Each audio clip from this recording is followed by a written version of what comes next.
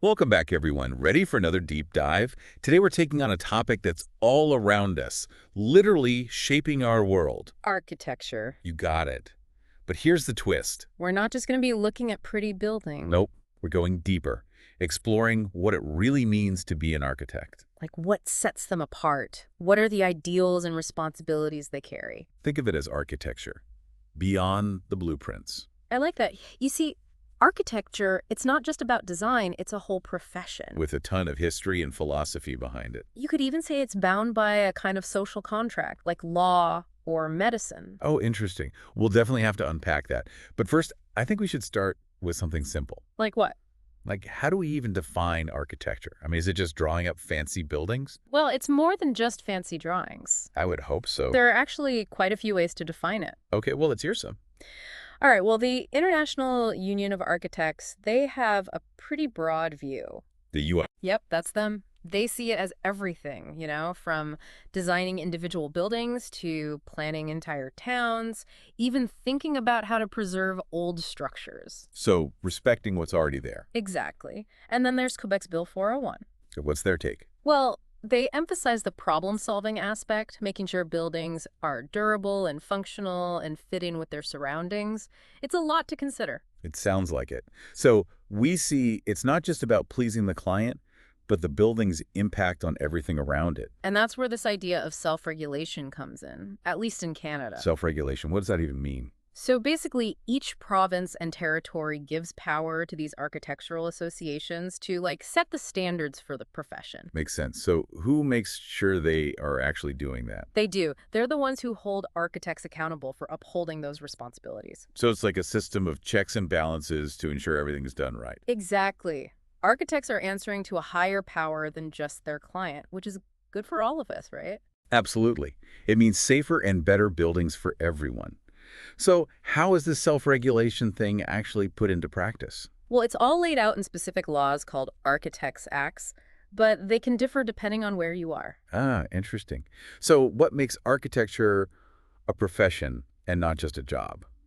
Good question. It all boils down to 4 core principles: Oh, lay them on me. expertise, autonomy, commitment to the public good, and accountability. All right, those sound pretty important. So tell me more about expertise. What makes an architect, well, an architect? Think years of education, rigorous training, and constantly learning new things. I can imagine. It's not like you just learn it once and you're good to go. Not at all. New materials, new technologies, sustainability practices, there's always something new to learn. And that's what helps them make those independent judgments, right? Yeah, that autonomy you mentioned is key, even if it means going against what a client wants. Wait, really? Like pushing back on the person paying them? Sometimes, yeah.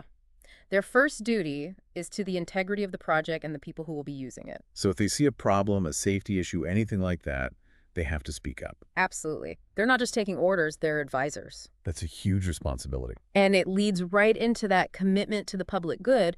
They have to consider the impact on the community, the environment, not just what the client wants right now. Like accessibility, energy efficiency, all those big picture things. Exactly. And then there's accountability, making sure architects are held to high ethical standards and are liable for their decisions. Because those decisions can have a real impact on people's lives. 100%. It's like doctors taking an oath. And that leads us to a unique element of the profession, Okay, what's that?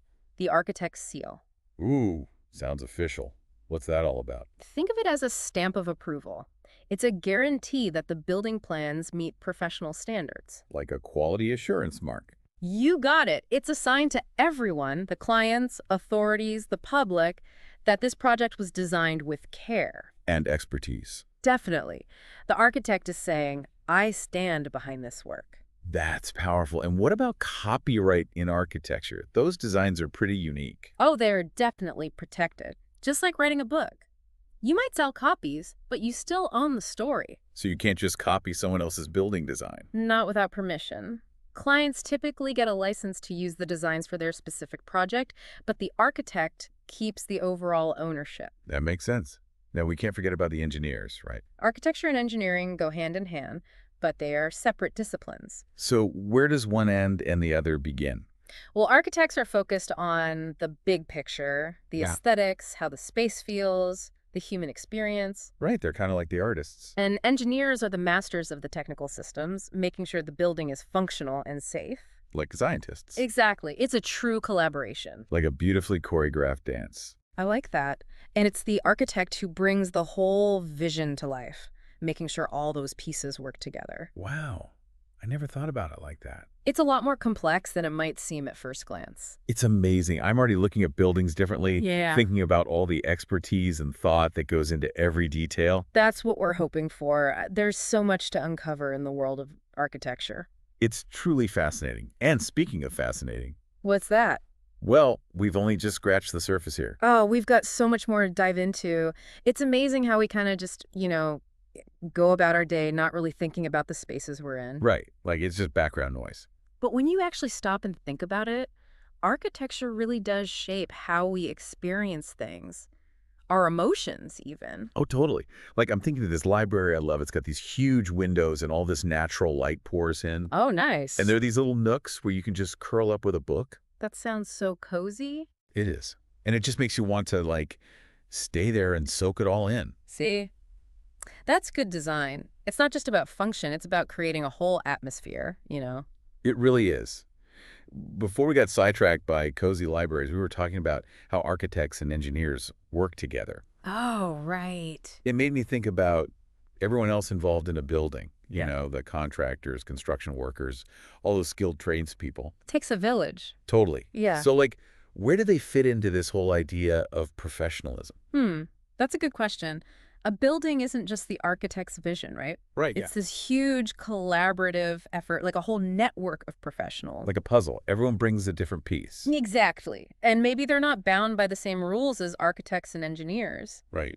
but their work is so vital and often super specialized. Think about a master carpenter or an electrician. Years of training and knowledge. You got it. So it's all about respecting each other's roles and working together. Exactly. Communication is key here. Everyone needs to be on the same page. Otherwise, things could get messy. Definitely. Everyone has to understand the plan and how their skills fit in. So if the architect's like the conductor, Ooh, I like that. they have to make sure everyone's playing the same song. Perfect analogy. And just like a conductor needs to understand each instrument, the architect has to know how to talk to all these different people. It's like speaking multiple languages. It is the language of design, engineering, construction. Wow. And being able to switch between them is what makes the architect's role so challenging, but also so rewarding. They're not just designers, they're leaders. And problem solvers. Oh, and communicators for sure. Orchestrating a whole symphony of talent to create something amazing. That's a great way to put it. It's such a balancing act, isn't it? It really is. You have to maintain your creative vision while respecting everyone else's expertise. No easy feat. Not at all. And that's what makes architecture so fascinating, so complex. Yeah, it's so much more than just aesthetics and technical skills. It's about people, understanding them, managing expectations. Oh, and building relationships. All of that comes into play. It's a huge responsibility, but so cool. Totally. To see your vision become a reality, something people will use and enjoy for years. It's got to be such a great feeling. Right. And it goes beyond just personal satisfaction, Oh, absolutely. It's like you're contributing to something bigger, leaving your mark on the world. shaping the built environment, creating a legacy. Speaking of legacies, what about those building inscriptions you mentioned earlier, like the time capsules in the walls? Oh, yeah, building inscriptions. They're like little glimpses into the past. I love that idea. Leaving a message for future generations to find. What kind of stuff do they usually say? Well, traditionally, they'd lay a cornerstone Okay. and inscribe it with details about the building, like the date, the architect, the builder. Even the owner sometimes. Sometimes, yeah. Or maybe some bigwig connected to the project. It's a snapshot of that moment in time. Like those messages in a bottle you hear about, washing up on shore years later. Exactly. You never know who might find these inscriptions in the future. What stories they might tell. So cool. And even though cornerstones aren't as common now, that idea of leaving a mark on a building, Yeah. it's still there. Sometimes it's a plaque, sometimes it's something more artistic, part of the design.